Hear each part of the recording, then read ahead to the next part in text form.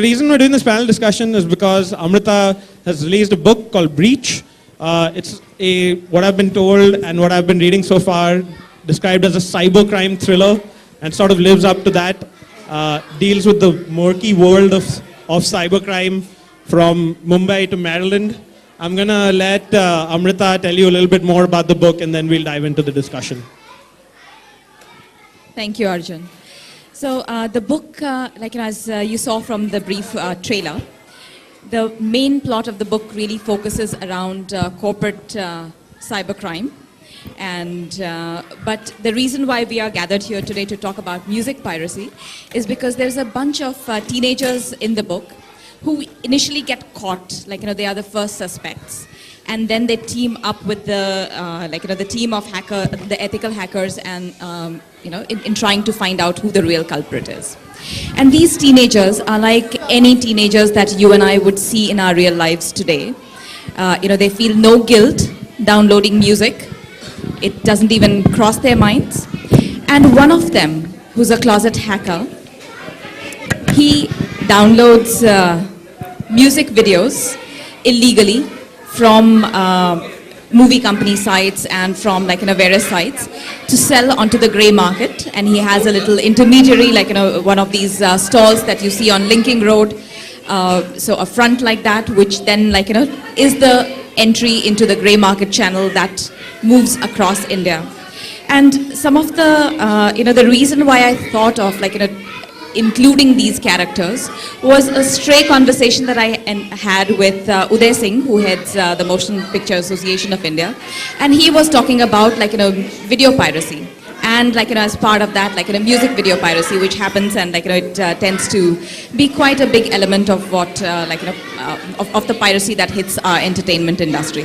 So that, to some extent, was the trigger for these characters, and hence, we're here today. Great. So the discussion we're going to have today is going to revolve around music and video piracy. There's a lot of aspects to this conversation that have become almost a cliche. Why is music piracy such a big thing right now? Well, clearly the internet and digital technology have enabled it to an extent. So we're going to stay away from aspects of this conversation which are pretty much general knowledge right now, and talk about some of the more softer aspects of it that I suppose this panel is also more capable of handling. The music industry, as you guys already probably know, the entertainment industry in the last 2 decades has gone through a massive shift, in not only the way the creative product is created, but also in the way that it's distributed. Whether that means making music on an iPhone, or downloading it, or listening to it on Hungama.com, or listening to it on Spotify, or whatever. And there are a lot of aspects of this discussion that are very unique to India, because as compared to anywhere else in the world, the music industry here isn't Rihanna and Britney Spears and Beyonce. The music industry here is largely music that's made for films. And there are a lot of ways in which music is consumed here that are so unique, that add a different element to this discussion altogether. So I want to talk about one of the big things to kickstart this discussion, is to talk about music piracy in India. And it's a really interesting discussion, because I want to ask our panelists who they think the real loser is when it comes to music piracy in India. Is it the composer of the song, who pretty much is getting gypped well before piracy comes into the picture by the producer of the film? Is it the distributor of the film? Is it the royalty and collection agencies, which we know are pretty much a joke? To me, it seems like the biggest loser is the person sitting in a suit at a label, who has put himself or herself in that position by making access to music harder for fans, making access to music harder for mediums like streaming radio and terrestrial radio, for that matter. If that's the case, if the real guy who's losing out is a suit sitting at the label, then I think I'm fine with that. I'm going to ask the rest of the panelists what they think. Neeraj, I think you'll have an interesting perspective to this. And we'll get to the aspect of guilt and downloading music, I suppose, separately. But who do you think is the real loser? Sure. Thanks, Arjun, and congratulations once again, Amrita. I think your book sort of calls for some very, very exciting, storyline. I think very, very contemporary. I think to respond to your question, when you look at, I think you brought about a relevant point that, first of all, in our industry, we don't just listen to music. We are one of those rare countries and markets where we actually watch music, because the first look to any music is not even through radio, it is through television, and now increasingly, online, etc. And over the last few years, because music and piracy, dates back to, particularly digital, is in '99 when first time Napster happened, and we've tended to talk largely about the ails of piracy, but it has also been one of the biggest, the entertainment industry and the broader music industry has actually been, the core to some of the biggest innovation that you have witnessed out of collaborations between technology and media companies, as it were. And of course, the broader businesses continue to shrink away from what you would term as physical business into digital and online. But in summary, my answer is that everybody loses. In proportion terms, you could turn around and say, record label loses more because they are the ones who are probably putting money up front. You see, you have to also understand the revenue model in this market. What tends to happen is, unlike the West, where if, Kurt Jackson and 50 Cent wants to, or Rihanna wants to release something, they would earlier, Madonna would go to Warner Music and release it. Now, increasingly, they are releasing it themselves. And there are more and more examples of talent who are embracing this technology to the way it is. They're actually going out and releasing their content for free. But they are bringing on board brands to kind of make up for, because ultimately there has to be a commercial model centered around it. I don't think the Indian studios, record labels or whatever are averse to that. I don't think I would sit here in judgment against any of those. I just think the pace at which things have happened here are, there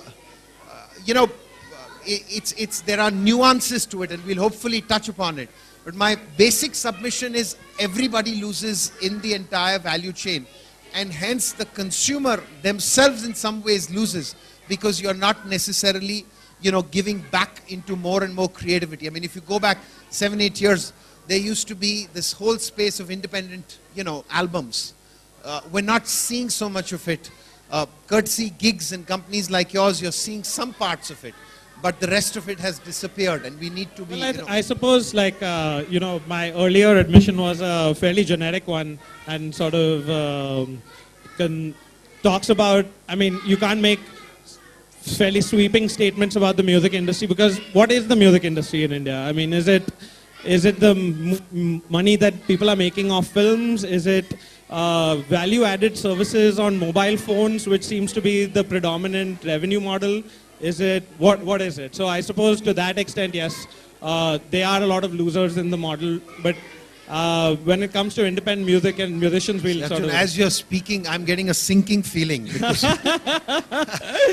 This, it's almost this- as I depressing told- as the music industry itself. I told Asad this at the start when he asked me to chair this panel, that I was going to have a slightly alternative perspective to the broader narrative when it comes to digital piracy. But Sumeli, I think, if you guys don't know, Sumeli works at MTV, and she's been part of bringing a lot of the M back into MTV, I suppose. I think that's also become a cliche now, with a lot of new music shows coming back onto television. And one of the coolest things that they've done in the last year or so has been the launch of this new music channel called Pepsi MTV Indies, which deals predominantly with independent musicians and the indie music scene here in the country. Who do you think, Sumeli, is the real loser when it comes to piracy in India? Okay, couple of things. One, this word piracy is something I guess we'll define that what is really this piracy, because That's I right. hang out with a lot of teenagers as a That's part right. of my job profile, because I also had the insights division, and they don't really understand the word piracy, because if there's somebody who's creating the content, there's somebody who is downloading the content, there's somebody who's sharing it. So what's the crime in it really? So there is content which is available, which I downloaded and I shared, and I actually referred it to my friend. So I'm actually doing good to the artist. I mean, that's from a teenager's perspective. That's what they think. So they don't see anything wrong with it. But as a person who is in the industry, besides it being an economic problem, which Neeraj very nicely touched upon, I think it's also something which brings down the quality of content, because a lot of times we feel that whether it's a music video, whether it's a content piece like a show or something which gets downloaded illegally and shared illegally, it affects the whole experience of that particular music video, the video content or the audio quality, and that really has a bad impression on the artist or the composer, the producer, and all of them. And that kind of also hampers the experience of the consumer. So that is another bit that piracy kind of totally derails that whole experience of content consumption, that the way the composer or the music producer actually put it together. So that is another big loss that I think. The whole idea of music piracy in this discussion came out of this bit in Amrita's book, where this hacker starts downloading music videos and then reselling them in the grey market and that way. And I suppose that's in the book, it's out of necessity more than anything else. But as part of the book and as part of sort of researching and putting together this book on cybercrime, Amrita has spoken to a lot of experts within this field and everything. And I want to understand from your sort of analysis of this, of the world, this murky world of cybercrime. When you were coming up with that scene, for example, of this guy who's downloading music videos and then reselling them and everything, is there like an ethical conversation that you're having with yourself while you're writing a piece like that? And if so, what are these ethics? And when it comes to music, when it comes to music piracy, I suppose that's the next issue that we'll talk about. Like the idea, like Dhwani gave an introduction where she was talking about whether people have that ethical dilemma where when they're downloading from a torrent or something like that, they're asking themselves. I don't think people even ask themselves anymore. It's just like, this is convenient, so I'm going to do it. Tell me about some of those conversations that you perhaps had. So let's just broaden the discussion for a second and then zoom back into music. So when people are illegally downloading any kind of digital content, right? So there are a few elements to it. One, it can be done for a commercial reason, and there are mercenaries and enough mercenaries within India and around the world. And the borders are porous, so you really don't need to be physically located in a country or a region to be illegally downloading something. So there is that commercial aspect of it. There is but what was interesting when talking to a lot of people who are engaging in what is called ethical hacking is that where is that divide? And for them, exclude music for a second, any kind of content, there is that notion of freedom of speech, of availability of things to everybody, of being able to expose, of leveling the playing field. So there is, it's not even an activism, it is just a part of their mental makeup, that is what they believe in. That, the world should not have those boundaries, and what they are doing is a service to the economy, to the rest of us, by opening up those boundaries. So what is the dilemma is, it's really questionable. Now when we come to music, and if I speak specifically of teenagers who who do a lot of the downloads and the piracy that we are talking about, it's not even in their minds. It doesn't occur to them that this is piracy. This is just how they share things. So music, yeah. No, and I just wanted to add, so please carry on, but I just wanted to add to that. I couldn't agree more. So I'll give you two quick examples. One is of, a nephew of mine. He's, I think, about 10 and a half. Avid gamer. We make games, and we made a fabulous game on a movie called Krish. And, within a week of doing this, he kind of calls me up and says, you know what, I have earned these so many tens of millions of points. I said, it's not possible. You've got to be playing like 48 hours in a day to be able to do that. And whatever. He said, no, but who said? I said, I played it. He said, I played it and it was nice and whatever. And I played it 7-8 times. But I hacked into the game and, these are the points that I've got, So I said, are you serious? We got into a conversation with him. And then I realized, at that age, he's got talent in his own way. So I said, all right, I'm going to send you all our games. You hack into it. And, we'll figure out some nice pocket money or something or whatever to be done. That's one instance of. Another instance is we, on our own site, we run a music and, movie streaming and download site as such, Hungama. One of the things we did in order to incentivize people was we did gamification on the site. Now what that means is that we took about 12-15 actions. So if someone is liking it, he's sharing it, he's downloading it, you're earning points for it. And we kind of patented it and all of that. And to redeem those points, you could get digital goods or you could get yourself a TV or a phone or whatever. And we put some products which were, like money can't buy kind of experiences. So for 1.5 million points, you could get to meet Katrina Kaif. Now 3 days out into that, and we suddenly have, this guy who is claiming his meeting with Katrina Kaif. And again, we are going through the same process that how has he done it? It's just been launched or whatever. So we obviously figured our system had been hacked and, he'd done this. So we wrote back saying, fine, and you have to be cool with them as well. You can't kind of, be virtuous and whatever. It's just very nice and whatever, you did this, but really you're being unfair and whatever. So his comeback to this was, oh, you think I'm being very selfish? All right, so he hacked into our system and he got 25 of them to have more than 1.5 million points. So we now suddenly had 25 dates with Katrina Kaif to meet up with you. So, you see, I think the bigger point is that digital goods is a content category which our kids are going to grow up with. They're going to be consuming it. Forget music and video, but it's ebooks or whatever. And how much of a realization are they having? And this whole aspect of what's cool to that shift to the darker side, which I presume is one of the components of your own sort of protagonist in the book. I think if we really talk to those 12, 15, 18-year-olds, I feel you will find that there is a darker edge in there. And it's not a meaning, it's not a mean edge. Yeah. It's just that I can, and I think that in its own way, even into our curriculum and whatever, just needs to be honed in some form. I think you're absolutely right, Neeraj, that, I totally get it. Like that kid must have been kicking himself with joy when he got 1.5 million points. Like my date with Katrina Kaif, I've just done nothing and I've done it. And he would have looked at that as like some sort of technical achievement from himself, like, oh wow, I did this. I played this game 3 days straight, or I found this backdoor entry, so to speak.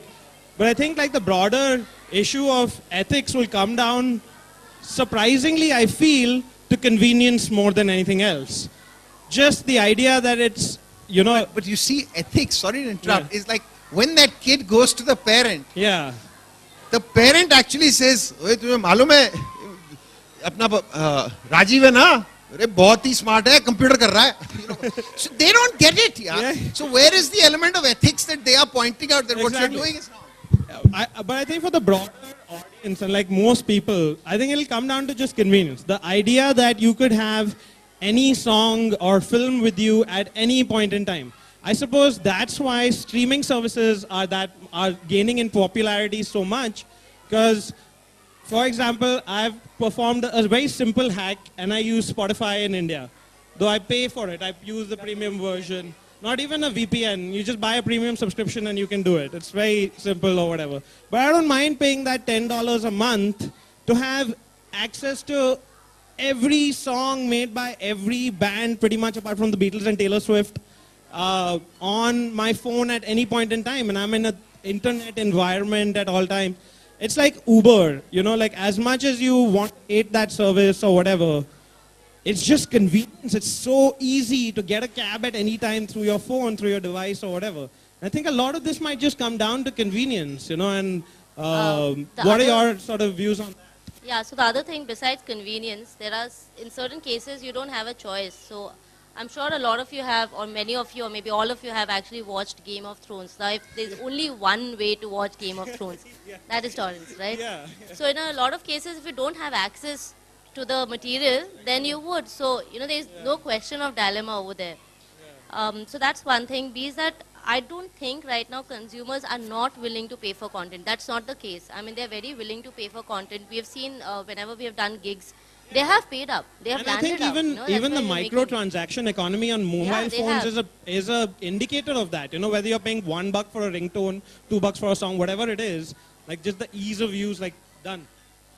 So, I mean, we did about 2.7 billion of those microtransactions. Yeah, yeah. As a point.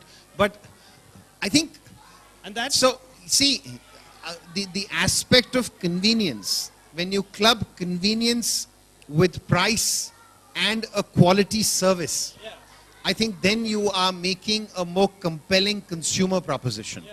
So one of the things that people are beginning to realize, I've seen this myself at you go to parties at friends and someone's playing from their iPod and suddenly the audio level of the next song drops. Till 2 years back, I didn't know, till 2 years back, probably not too many people were playing from that. But I didn't hear something like this till 2 years back. Somebody saying that, वो songs.pk से download किया ना.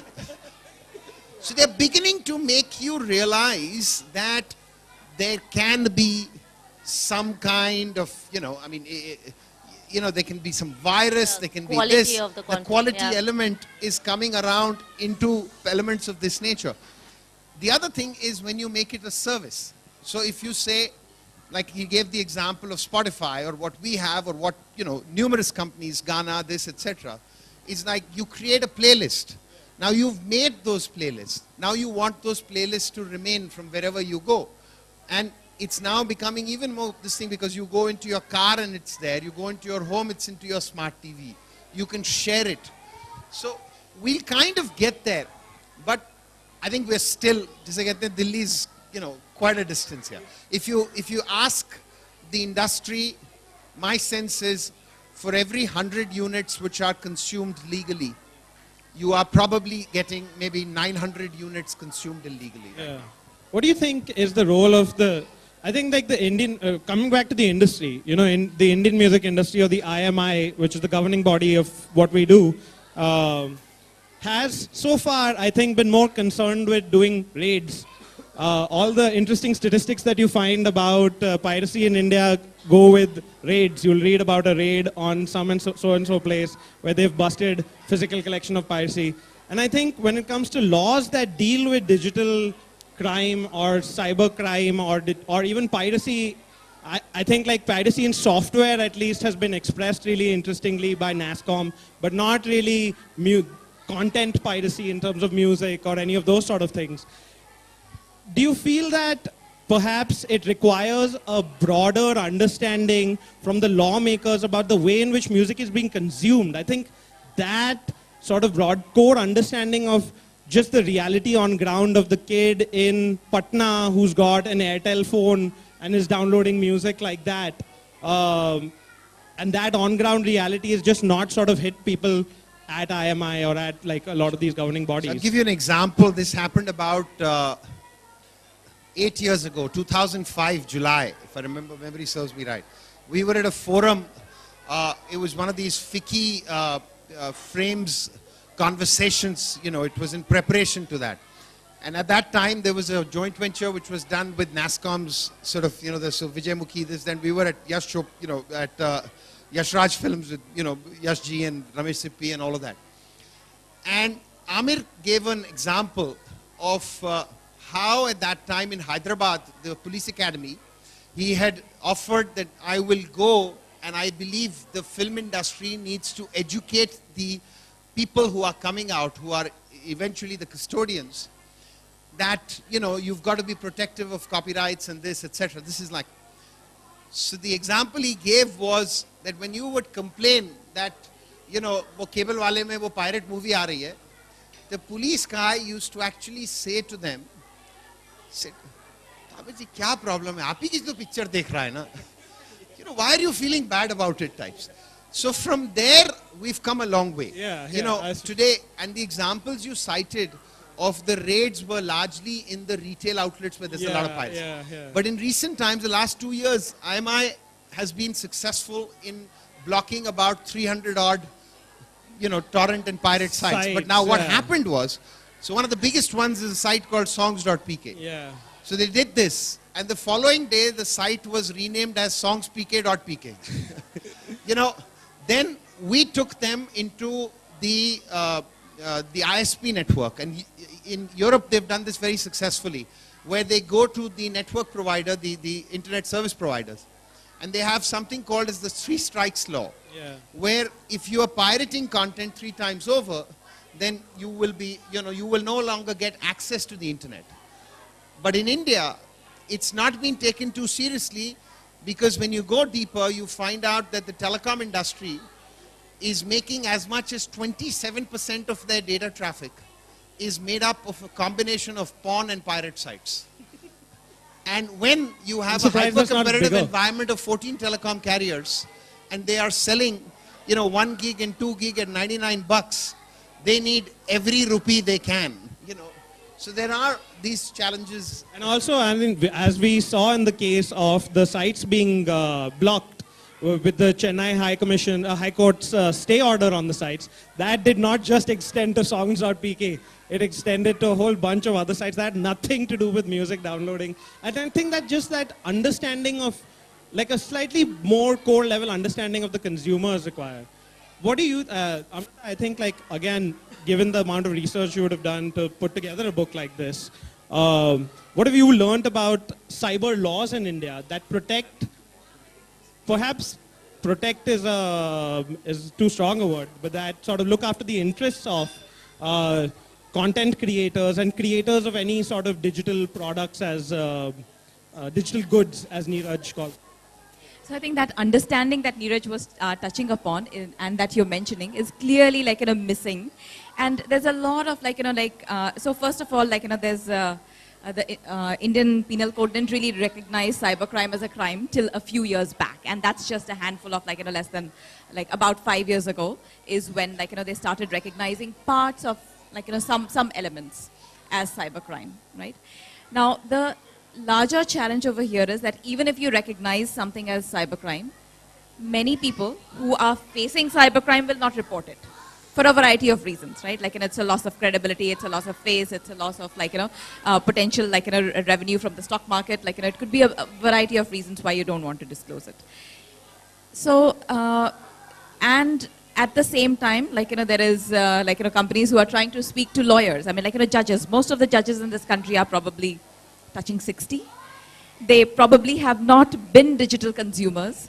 So they don't really understand, what is at stake, what does digital, content mean. So there's a lot of education happening, not just, at the level of the police, but also at the level of, the lawmakers and the people who are, sitting in judgment in the courts, when these cases are coming up to trial. So there is, you're in that state of flux where things will, hopefully change for the better. Yeah. Can I just just add to it? You're talking about the other side of the table, which is either making laws or who are the collecting royalties and stuff like that. Even from a consumer perspective, I think people need to be told that they're doing a crime, because right now nobody sees it as a crime or something that they're not entitled to do, or that's not right or not cool to do. The fact that you can download from the best of torrent is actually the coolest thing. So if you didn't know that, then there's something wrong with you. So why that is not a good thing, and that's not the coolest thing, it needs to be told. I mean, it's the same thing. I mean, maybe 10 years back, 25 years back, whatever, the fact that drugs are not cool. There is a way that has been communicated very nicely by certain people, ambassadors, icons, whatever, brands. That hasn't happened for music piracy. So people still consider it not a uncool thing to download from these places, share it. The moment consumers start reducing doing it, I mean, it will automatically go. Second thing is also convenience. The fact that it is convenient to do. So if the access to these music can be made easier, I mean, I don't know how, because that's like a big question, and everybody has enough point of view on it. The third thing, in a way, piracy helps, because that's also the way that music travels far and wide. The fact that you kind of knows of so many bands is because you kind of have, heard them somewhere, which probably wouldn't have happened through proper channels. That's the word I may use. Yeah, No, I just want to add to one thing Mr. Mary is making. I think to some extent, and I sit on the side, we work like with 200-300 record labels and all of that, and they could all be sitting and I would look them in the eye and say this.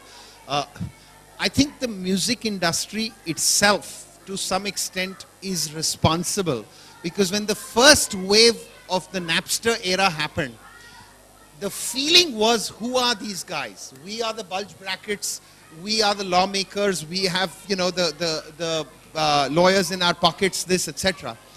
And then if you go back to 2000 to 2003-4, some of the biggest innovation used to be around something called as DRM, Digital Rights Management. So you kind of made it so difficult that, okay, even if you download it, it is protected. Now it won't play on an alternate player or this or whatever. All of this created frustration. Now, when you got a cassette, now sure, we made copies of the cassettes as well. But then there was those where we were sharing it as well. You were sharing a cassette or a CD. In the digital ecosystem, the consumer was feeling very straitjacketed that I have gotten this, now I can't, so then might as well, just do this. And to me, the second point on this is, we're talking music. Music, believe you me, is a 600-800 crore business. I mean, it's really, for a $2 trillion economy, it really doesn't merit this level of conversation, with no disrespect to each of our businesses. But the moment what is happening on music goes to video, you're talking of a significantly larger, you have 798 TV channels in the country. Video as a form factor is, like 40 times the size. When you look at and add the perspective of digital books and the fact that now I can pirate, I can plagiarize, whatever, you're just broadening it. It's all starting from music, because music is one of those, it's universally consumed, least common denominator, and you're dealing with a file size, anything from 700K to 3 meg at best here. So, it's very easy to sort of consume as such. I think Neeraj brings up a very interesting point, and I think it also comes down to what consumers consider ownership of music. And I think that's like something that's changing very significantly with streaming, where I don't really own the songs that I'm listening to on Spotify. They're there on or whatever, but I'm fine with that because I have the access to it. And I think with music, and even with film to that extent, we were so used to, prior to the coming of the digital era, buying a 125 rupee cassette tape or a 499 rupee CD, and so used to that physical format that the digital format, for one, confuddled a lot of the older people in the industry, as Neeraj sort of put it, and also sort of opened up a whole new world to young people who were like, this is a great way. Like I don't need to have a CD anymore. I need to have a tape anymore. It's there, it's on this hard disk, or it's in the cloud now, or it's in some sort of ethereal space, which my ownership to that music is not as clear cut as my paying and getting a CD. What do you think about ownership of digital content and how that's dictating a lot of this discussion? So I think let me just do a tangential conversation to publishing for a second, and it's even smaller than music, Neeraj. So in the pecking order of content that we talk about, and books and publishing to some extent are like, like following the path of music.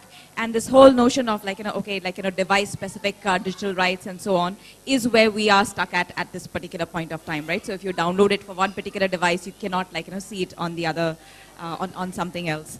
And, so for music and video, certainly, I mean, we have moved away from that notion of like, okay, it is consumption. It's in the moment. Right, with a book, you still, at the moment, like, the consumer mindset is that I perhaps, like, want to own a physical copy, or I want to own that, like, because the time that it takes to consume that is perhaps, like, longer than the time that it takes to consume music, for example. Right, so there is a certain sense of transience to that digital product versus, like, the book product just because of the time that it takes. Sure. No, I'll just add to the point two quick ones. So, one is, you talked about streaming possibly being the answer to the anti-piracy of sorts, yes and no. Yes, because consumption is happening and there is a legit kind of ecosystem that's happening. But if I look at the global music business, about $15.5 billion, of which digital is roughly about $5 billion or whatever, wherein streaming currently is barely about $1 billion. But it's eating into the download market.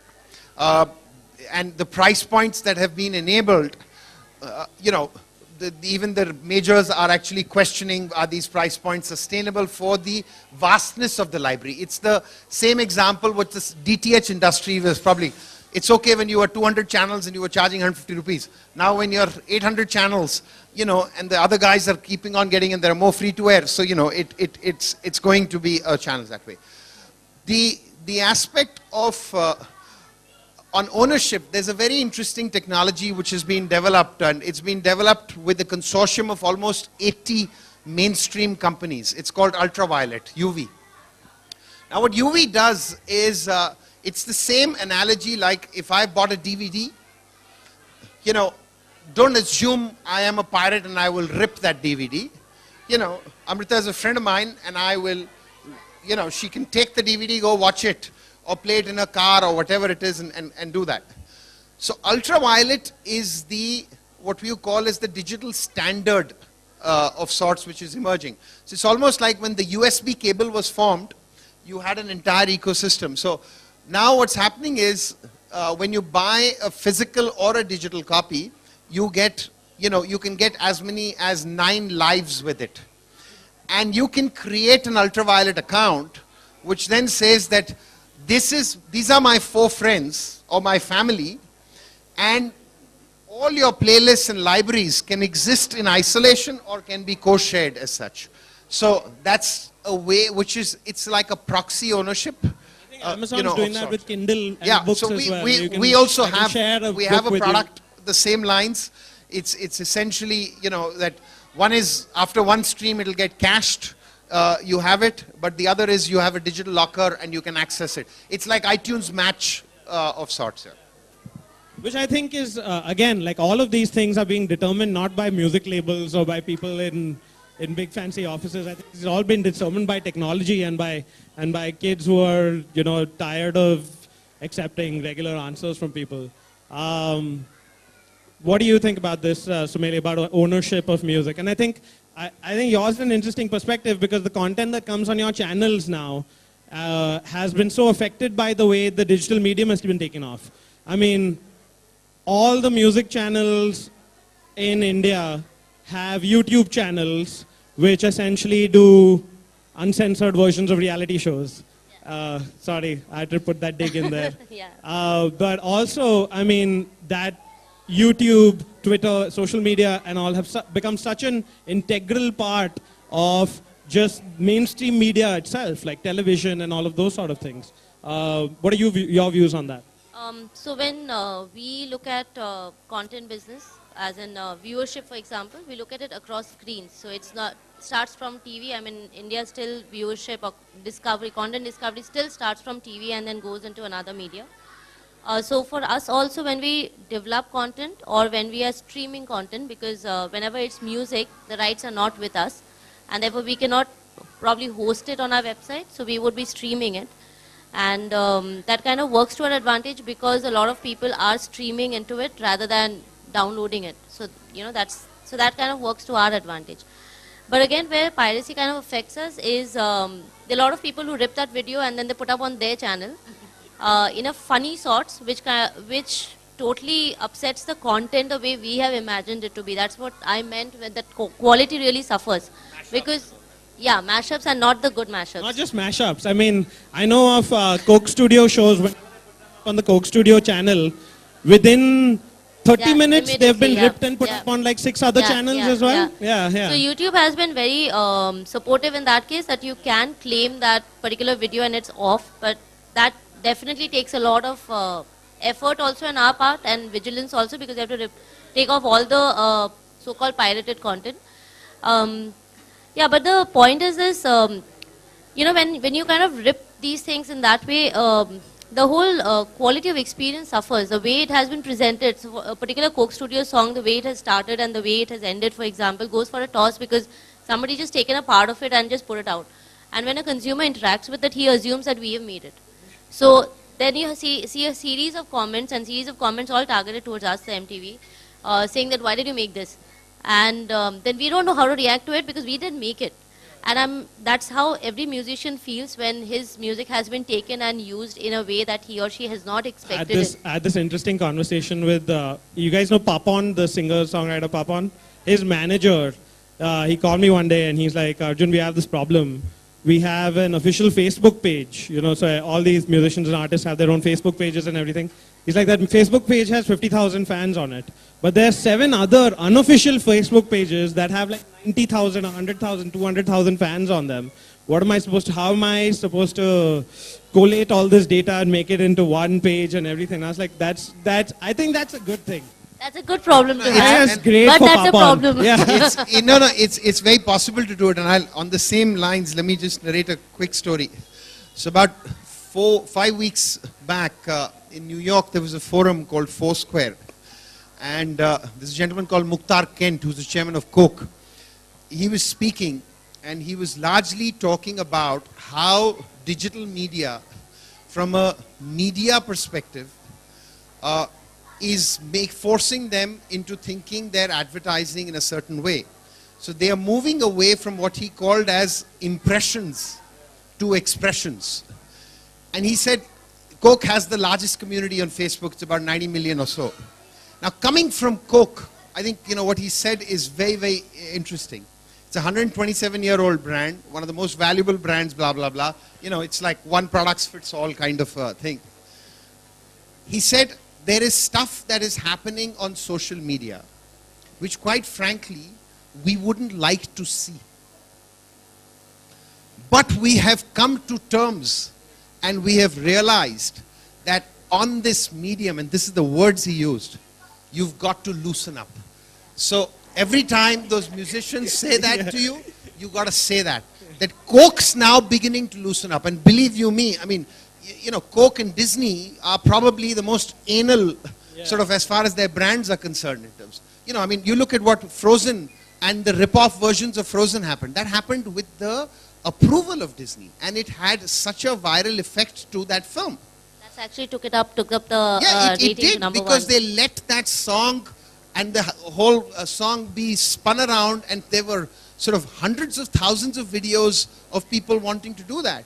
Disney did it. Though. Disney is, No, but Neeraj, sorry, I'm kind of hijacking this whole discussion to Go for another place, but the Hijacking point is another is type that, of piracy. Yeah, that's also, yeah. So the other thing is that when you collaborate with people and create with people is probably slightly different from they using your content for their own economic gain, which also the book talks about. And no, but there's a very fine line, and as a brand, it becomes very difficult for us to distinguish it. I'm saying as a marketing head, when people distribute the content somewhere else, I'm actually very happy that 3 more people saw it, 4 more people, or a million more people saw it. Yeah. But that loosening up comes with a lot of scary thing that you don't know how they're going to use that brand and how they're going to put your brand and milk it in probably a manner that you don't want it to be. Yeah. In fact, there's a folk rock band from Bangalore called Swaratma. I don't know if you guys have heard of them. Very cool band. a few years ago, they were around 2008, 2009, they were suddenly becoming more and more popular. They'd come out with a debut album that was very well received and everything. And they were going on a gig, I remember, from Bombay to Pune. And on the Pune Expressway, there's a shop there that sells pirated CDs. And you know the kind of CDs that like in one CD will have 11, 12 albums, everything there from like Yo-Yo Honey Singh se leke, ghazals tak, like everything in that. And they found their album on that CD that also had like some really film flattered. stuff and all. They were thrilled. Like on top of the world, so this pirate guy over here, he knows who Suratma is, like I was like, it's a good thing. But I suppose those are sort of conversations that work both ways. And a band of the stature of Swaratma at that time could possibly use it. But then you take a band like, say, Indian Ocean, who is possibly one of the biggest bands right now in the country, and they are looking at completely alternative models of distributing their music. Their last album, 16/330 Kajur Road, was given away for free download. Their newest album, Tandanu, was sponsored by a brand. There are a lot of different ways in which I suppose musicians are also looking at making up the money that would otherwise they wouldn't have made in the first place, courtesy the piracy or the fact that people just don't buy music anymore. What do you think about that? And I think you guys possibly have an interesting, I think like the panel here would have an interesting perspective on that. Do people really buy music anymore? The case for sure. People buy music. You've seen, I mean, globally, decline from 38 billion to 15 billion, but Yeah. 15 billion is still being, sort of. It's still a pretty big number. Yeah. So but the aspect of,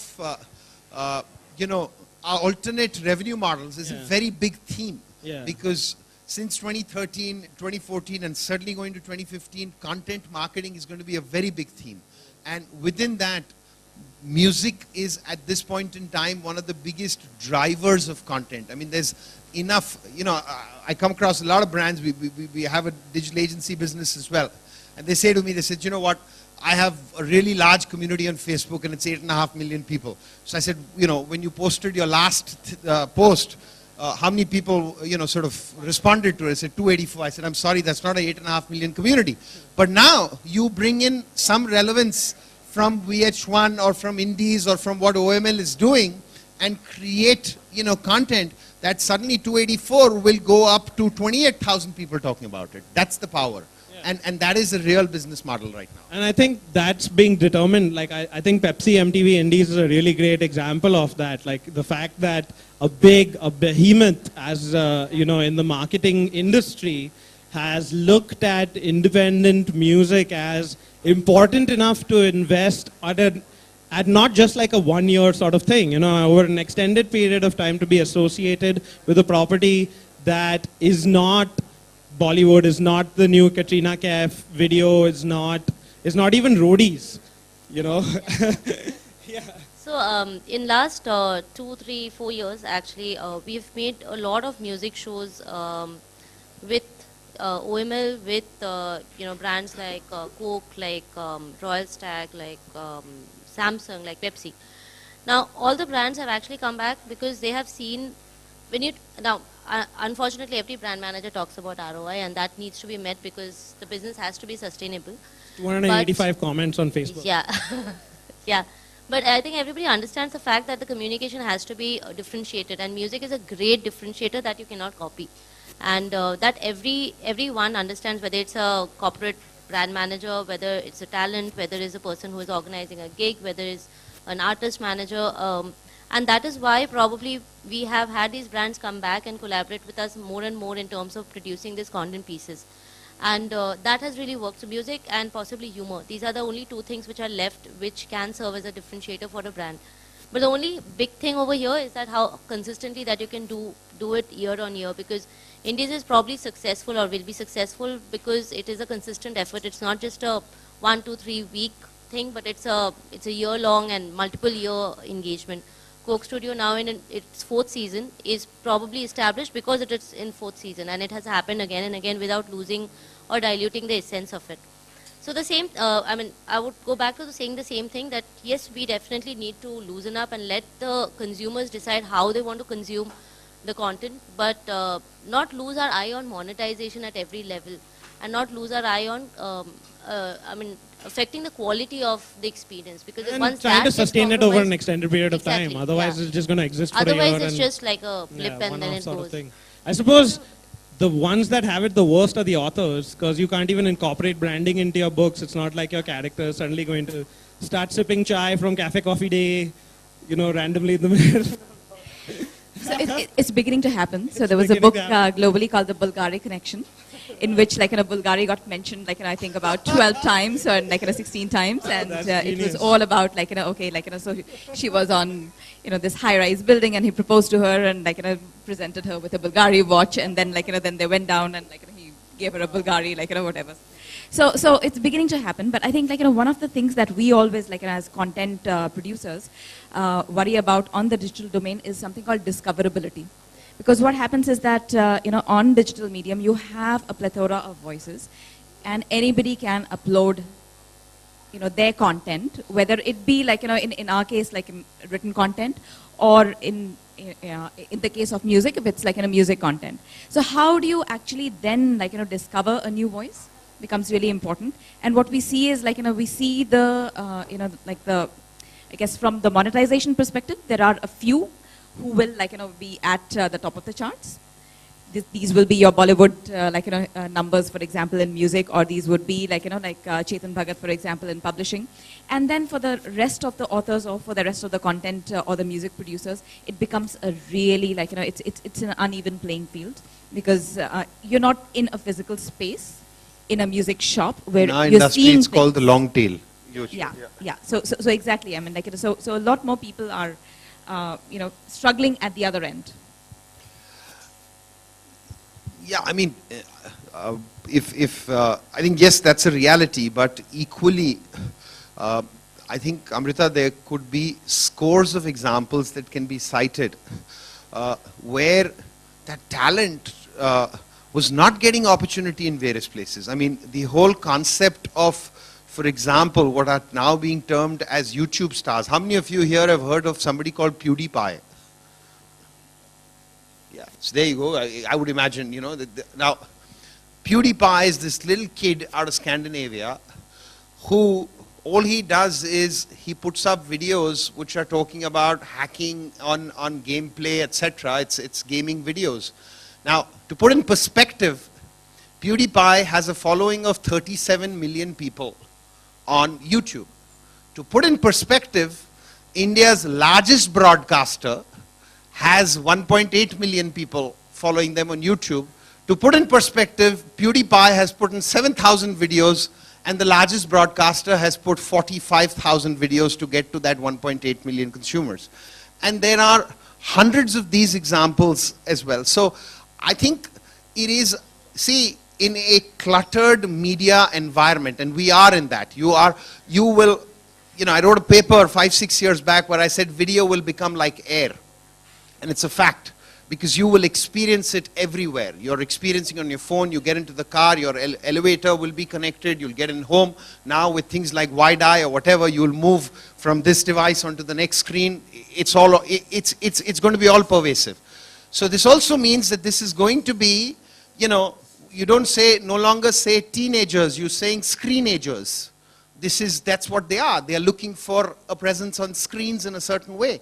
So you've got to, therefore the relevance and significance of marketing, or how you shout out loud, is also more that needs to get panned out, so kind of comes with both sides. I think that's another really interesting point that adds to this issue of, and I won't call it a problem. I call it an issue, because I think there's so many aspects to this story, so many different stakeholders involved and everything. We'd also like to keep some time open for question answers, I suppose, from the audience. And if you guys have any questions to ask, we'd be happy to answer them. Perhaps about the book, perhaps about anything that we've discussed so far. Certainly not about music piracy now. I think we have hit rock bottom. Any further, and we would now not even be in a position to entice you all to consider the book. Or you wanna ask us about our favorite bands? I could go on for hours, but I think we've sort of discovered we've sort of unearthed some really interesting issues within digital piracy.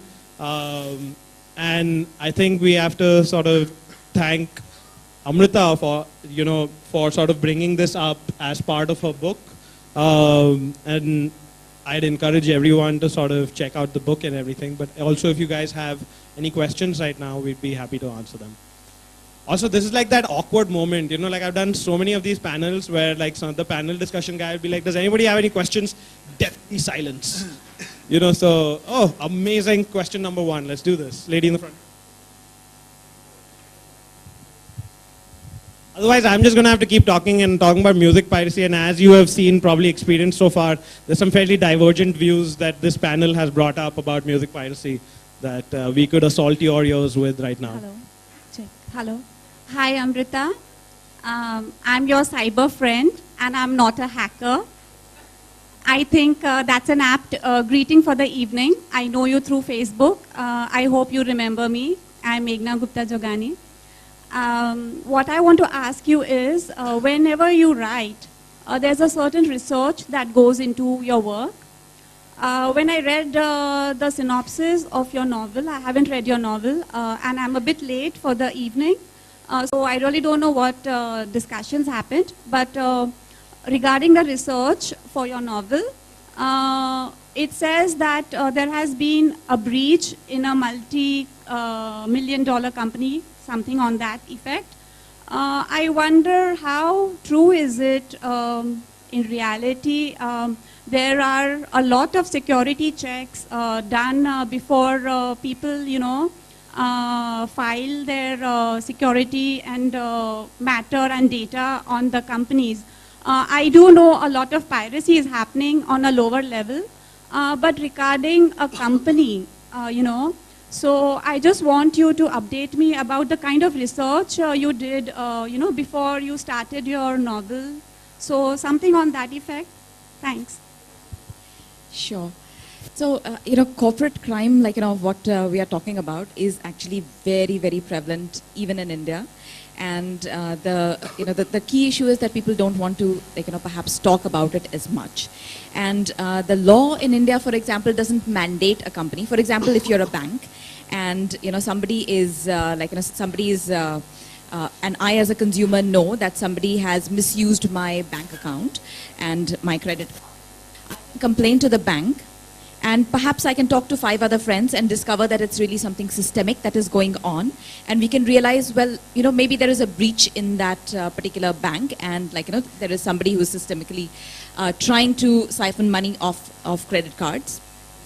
The bank is not mandated to report that to the police. The bank is not mandated to declare that to the consumers. So the bank can do so you're really as a consumer, faced with a black hole in many scenarios, right? So there are a lot of things which are happening even in our country, and it's very endemic. From when I talk to people, it's yeah. Hi, this question is for Amrita again. Amrita, if you see pirated copies of Breach at the Signal, will you take it as a compliment, or is it the biggest irony? Will you sign a pirated copy of your book if someone comes to you? Most authors don't. Actually, if I see pirated copies of Breach, it would mean, in that case of, the same, example as Frozen, that it's really made it. So I would be quite happy.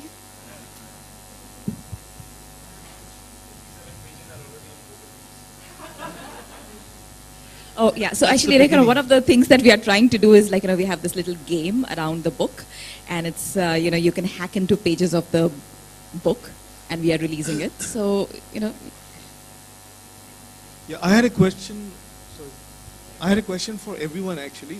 When you talk about breach or when you talk about crime, particularly related to the cybercrime, who is the criminal? Say if you talk about music uploads, so is the guy who is uploading it, is he the criminal and to be caught and punished? the person who's distributing it, in which case even mobile phone companies are responsible, okay? Like you talked about the ISPs, or the person who's actually downloading the music. You know, so who is to be caught and who is to be punished? What are the laws? So where is the breach happening? Is it like all over? So some of the cases that have been filed, and they are both civil and criminal in nature, in that sense, piracy of this nature now has in India become a criminal offense, and there are several examples both on the film side as well as on the music side, wherein people have been put behind bars, whether it's for those 2 days, 4 days, whatever it may be. To answer your question, in this instance, if you're able to establish the guilt, then it's technically both parties. The aspect of the ISP is still an early party thing right now. Now, the biggest challenge with Indian law is that they can only criminally prosecute if you are resident in this country. Most of these servers actually reside in locations which are overseas, so you are not able to get to the bigger of the two is first those that are uploading, which is the publishers, which are the sites, which are the origins of all of this. Most of these have been originating, there's a lot of it which originates out of the Pakistan market, largely because there's affinity to that music, etc. in terms of, and that market unfortunately itself has much sort of looser laws to implement this. And most of these servers are currently in the US. We've been able to establish wherever we've found that they are US incorporated or the servers in the US, there the laws have become quite evolved that you can nail and criminally prosecute people there. Well, I think when it comes to cybercrime or like hacking to that extent where somebody's private data is being stolen, this year has had a lot of these cybercrime scandals, so to speak, where people's phones have been hacked and a lot of other, like the Sony servers being hacked and all of that kind of stuff. I suppose there it's a little more, cut and dry because... Arjun, the biggest example actually is WikiLeaks. Yeah, I think WikiLeaks. I mean, WikiLeaks kind of almost sets it as a benchmark of sorts, like the gold standard. Because you've gone and not only done that, you've archived it, you've filed it, you've categorized it by industry. Oh, you want to figure out defense? Okay, here's the one on that. Corporate espionage, here it is. Now, the origin of this is really the fact that there is a neural network that we are a part of. The fact that parts of WikiLeaks happened in the format of physical. The pen drive was one of the biggest aids to the broader, pirate economy. And then neural and online and always online networks, and the fact that you can hack into VPNs and networks, etc., then opens it up in a different form. And then, I mean, if you went deeper into it, you will have live chat session. I mean, you go back last 5 years, pick up any Hollywood mainstream movie. There are multiple instances and examples of drones being used, for the fact that, so that's the aerial visual view of what the environment would be, whether it's Hillary Clinton and, Obama sitting and watching the actual attack and the taking of Osama bin Laden or whatever. So this is all technology which is there. It will get utilized in different manifestation. Some will be, the laws would not have anticipated it, and therefore they become redundant, and therefore, it is deemed as crime, so you will come through that entire process as such. So. And, just to add to that, it's just the mind of the hacker, and even if we look at people in India who are engaging, who are ethically hacking, Snowden, for example, is really the poster child of what can be done, and how laws of today are perhaps what is restrictive today becomes open tomorrow. And for them, for the people who are engaging in this activity, they are on that boundary, they are on that edge, and they want to define the laws of tomorrow. because they see restrictions, and that's what they don't like.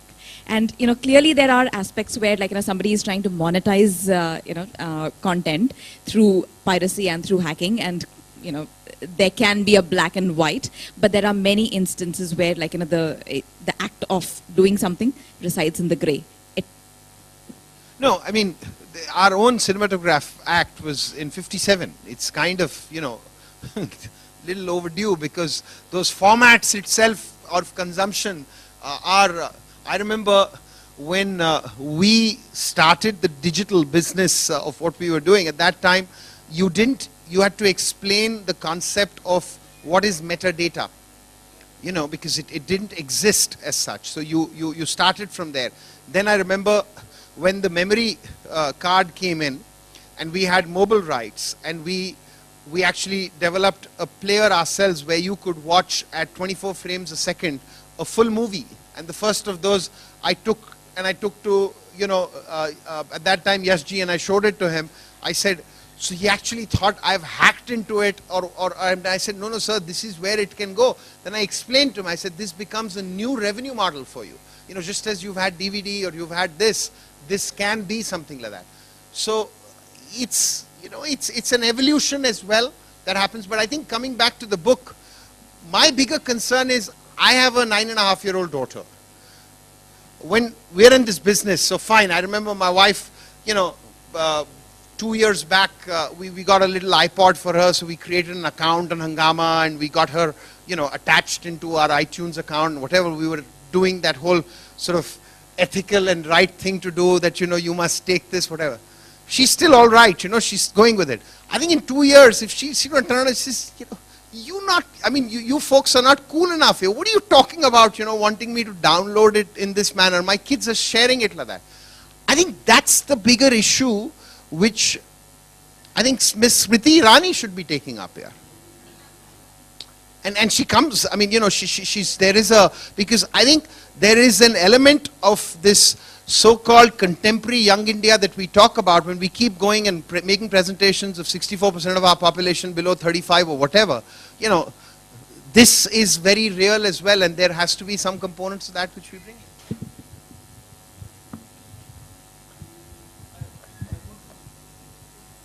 So I just wanted to add to that, what you're talking about, and the Snowden and all that, the hackers, in a way they have liberated the whole thing. So when you talk about the revenue model or even the laws, it's just not that. This is social and cultural thing also. Because it's like if you see a dog who has been tied up all day and you just let him loose, he starts jumping up and down, right? All these years, and I can speak for it, I'm 55 years old. In the music industry in India, we didn't have labels. We just had HMV to listen to. So it was a controlled environment. So suddenly when music was made available to us, so it's the availability, okay? Consumption has always been needed. That means the demand has always been there. Whether it's your daughter or whether it's me who's a 55-year-old man. We always wanted to listen to music. We want to go as human beings, we go for things which give us pleasure, whether it's pleasure from a book or a movie or a music or an experience in travel or whatever it is. Now, it has been a controlled environment. It's just coming open now. Hence, like Snowden or whatever you say, WikiLeaks and all that, they're being applauded because the mass audience didn't get this stuff. So the models that you guys will also have to probably commandeer or steer or suggest is, why just the government? We have to find a way where we can make things available to everyone at a reasonable cost. That's the thing. The demand has always been there. Believe you me, you've touched upon something and we're kind of getting there. So when we talk Uber, for example, and I'm sorry I'm diverting for a second here, and you look at business models like that, which are today priced at $41 billion, which is, for the record, 3 times the combined enterprise value of Avis and Hertz put together. There's a reason for a $70 trillion GDP market, which is what the world is. Models like Airbnb and Uber are actually questioning the core edifice of buying a car. 5 years out, if you have that level of predictability that in 2 minutes you will have your own personal driver, out there, you will question that how many of us have 2, 3, 4 cars? Why? Because you need one to get the child over here and done this or whatever. This business models of this nature are actually leading to what I call as, they bring about productivity into otherwise unproductive assets. Airbnb is a classic example. I mean, those people who've got 10 homes, they don't live in 10 homes, They're just there, but now suddenly it's, so you'll get there. I think, that's the other darker disruption part of, where it's coming. Nobody has any more questions. I suppose this is where we'll end the panel discussion. However, I think all of us are going to hang around here for a bit. So if you'd like to, if you were too shy to ask a question in this thing and you just want to talk to us one-on-one, you want to get a copy of your book signed, you do that, right? You could totally do that, but thank you so much for coming. I hope you guys enjoyed this discussion. We did our best to keep it slightly alternative and slightly more fun, and I hope you guys enjoyed it. Thank you so much. To Arjun, Amrita, Neeraj and Sumeli, who have really helped us to throw a light on piracy. Cheers. I definitely won't download from tomorrow. Thank you everyone for joining us for this panel.